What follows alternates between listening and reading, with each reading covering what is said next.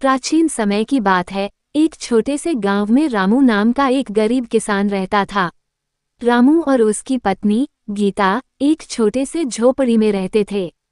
उनका जीवन बहुत ही साधारण था और वे दोनों ही अपने सीमित संसाधनों से खुश रहने की कोशिश करते थे। रामू के पास केवल एक छोटी सी खेत थी, जिसे वह दिन रात मेहनत करके उपजाने की कोशिश करता था।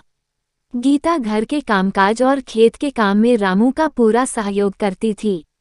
उनकी आर्थिक स्थिति भले ही बहुत अच्छी नहीं थी, लेकिन वे दोनों एक दूसरे के साथ खुश रहने की पूरी कोशिश करते थे। उनके पास बहुत थोड़े संसाधन थे, लेकिन उन्होंने कभी शिकायत नहीं की। एक दिन रामू खेत में काम कर रहा था कि उसकी नज़र एक चमकदार पत्थर पर पड़ी। उसे लगा कि यह कोई साधारण पत्थर नहीं हो सकता, इसलिए उसने उसे ध्यान से देखा और पाया कि यह एक बड़ा और अनमोल हीरा था। रामू ने तुरंत हीरा अपनी जेब में रख लिया और घर लौट आया। गीता ने जब हीरा देखा तो उसकी आंखों में आश्चर्य और खुशी की चमक थी। उन्होंने तय किया कि हीरा गांव के सरपंच को दिखाया जाए।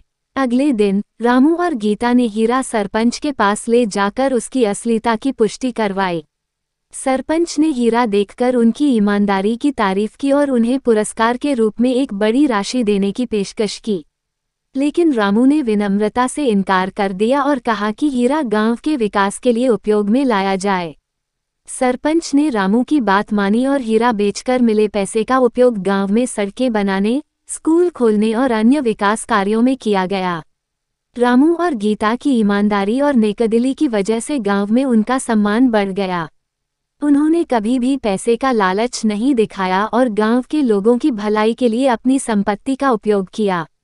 इस प्रकार रामू और गीता की ईमानदारी और सरलता ने उन्हें समाज में एक आदर्श स्थान दिलाया। समय बीतता गया और रामू और गीता का जीवन अब और भी सुखमय हो गया था। गांव में उनके योगदान को हमेशा याद रखा गया और उनकी दयालुता की कहानियां अगली पीढ़ियों को प्रेरित करती रहीं। उनकी कहानी ने ये सिखाया कि सच्ची खुशहाली और सम्मान केवल धन से नहीं, बल्कि ईमानदारी और नेकदिली से प्राप्त होते हैं। ऐसी कहानी सुनने के लिए हमारे तेजस YouTube चैनल को सब्सक्राइब जरूर करें।